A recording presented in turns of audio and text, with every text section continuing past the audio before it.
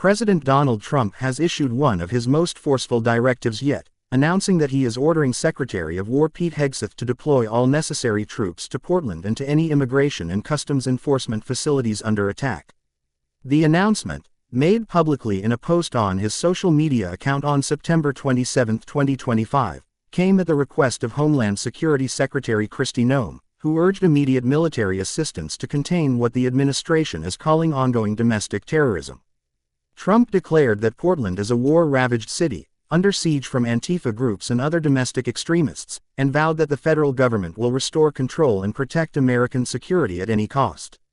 This order comes at a time of escalating tensions in Portland, where officials and federal agents have reported sustained violence, arson, and large-scale demonstrations that have targeted both public property and government facilities. According to Trump's statement, the threat had reached a point where ordinary law enforcement was no longer sufficient. By directing Pete Hegseth, his Secretary of War, to mobilize troops, Trump made clear that he views the unrest as more than protests. He is categorizing it as an assault on national security that demands direct federal intervention. The message was clear and blunt. Trump said, at the request of Secretary of Homeland Security, Kristi Noem, I am directing Secretary of War, Pete Hegseth, to provide all necessary troops to protect war-ravaged Portland, and any of our ICE facilities under siege from attack by Antifa and other domestic terrorists. The timing of the post, late in the evening, ensured it immediately dominated the news cycle and social media discussions. Supporters hailed it as decisive leadership, while critics described it as another dramatic escalation in Trump's ongoing clash with progressive cities and activist groups. From the White House perspective, the urgency is obvious. Portland has been one of the focal points of violent clashes for years, particularly between law enforcement and left-wing protest groups. Trump's allies within Homeland Security argue that the city has become a symbol of lawlessness, a place where attacks on government facilities occur regularly and where federal property cannot be secured without significant manpower.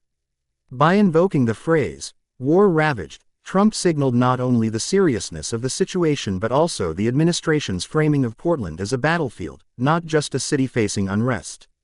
Officials within the Department of Homeland Security confirmed that Kristi Noem personally briefed the president on the security situation, describing the scale of attacks as a coordinated assault. Trump, according to aides, immediately moved to authorize the use of troops, placing the responsibility in the hands of Pete Hegseth, a trusted cabinet member who has become one of the president's most visible and outspoken defenders of aggressive national security measures. The president's language emphasized urgency, stressing that ICE facilities in particular are at risk from organized violence. Protecting them, he argued, is not only about security but also about defending America's sovereignty and immigration system. The announcement quickly drew reactions from across the political spectrum.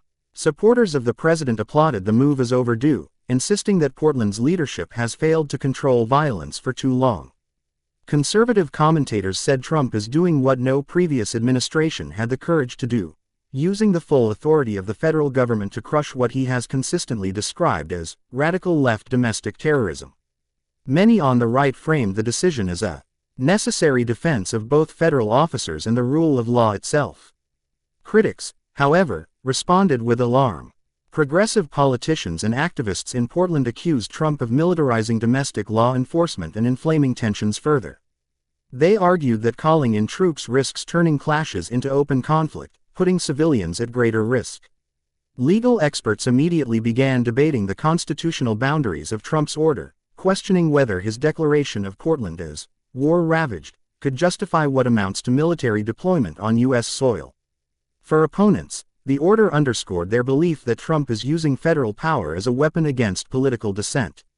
Within hours of the post, cable news networks were in near-continuous coverage, dissecting every word of Trump's message. Analysts noted that this was not the first time Trump has ordered military support in response to domestic unrest, but it was among the strongest statements he has made since returning to the White House. Unlike earlier moments, where the administration relied on National Guard units under state authority, this directive openly places military resources at the disposal of federal leadership, bypassing state resistance. In Portland's case, state leaders have historically opposed Trump's interventions, often accusing him of provoking more violence.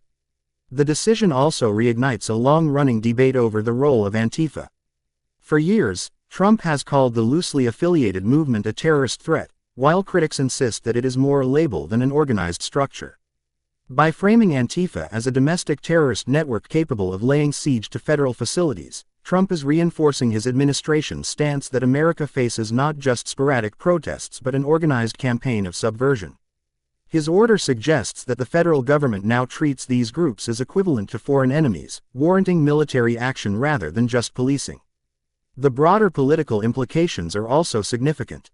With the 2026 midterm elections already on the horizon, Trump's hardline approach to security is expected to play a central role in Republican campaigning. Strategists see the Portland order as a message to voters across the country: the president will act decisively where Democrats will not. For many conservatives, the image of Trump directing his Secretary of War to mobilize troops underscores the contrast they want to draw between Republican strength and Democratic weakness. At the same time, Democrats are preparing to use the move as evidence of Trump's authoritarian instincts.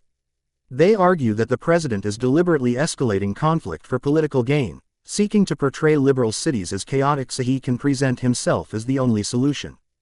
Civil liberties groups are already warning that military involvement in domestic policing sets a dangerous precedent, one that risks blurring the lines between law enforcement and war powers. Lawsuits are expected to challenge the scope of the order, and legal showdowns could follow in the weeks ahead. On the ground in Portland, the response is mixed and tense. Local leaders have condemned Trump's announcement, while many residents remain anxious about what a troop deployment would mean. For those already critical of the federal government's involvement, the idea of soldiers patrolling their streets raises fears of occupation.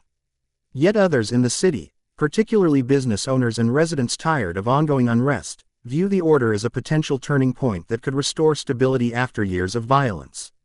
The split mirrors the national divide, where Trump's policies often spark equal measures of support and opposition. As of now, the administration has not released exact details of how many troops will be deployed or the timeline for their arrival. Officials only confirm that the directive authorizes Hegseth to use whatever force is necessary to secure Portland and protect ICE facilities nationwide. This leaves open the possibility of deployments beyond Oregon, should other facilities face similar threats. For Trump, this nationwide scope is crucial. The fight against what he calls domestic terrorists is not confined to one city but part of a larger struggle across America. The symbolism of the announcement should not be overlooked. By posting directly to his social media platform, Trump bypassed traditional press conferences, ensuring that his words reached supporters without filter. The image of the American flag painted across his face in his profile picture reinforced the martial tone of the message. Every detail was designed to project strength, urgency, and resolve. For a president who thrives on dramatic declarations, the order to deploy troops against domestic enemies was both a policy move and a political signal. Observers now wait to see how events unfold in Portland once the order takes effect. Will the presence of troops deter violence, or will it spark even larger clashes? Will local authorities cooperate with the federal government, or will they resist?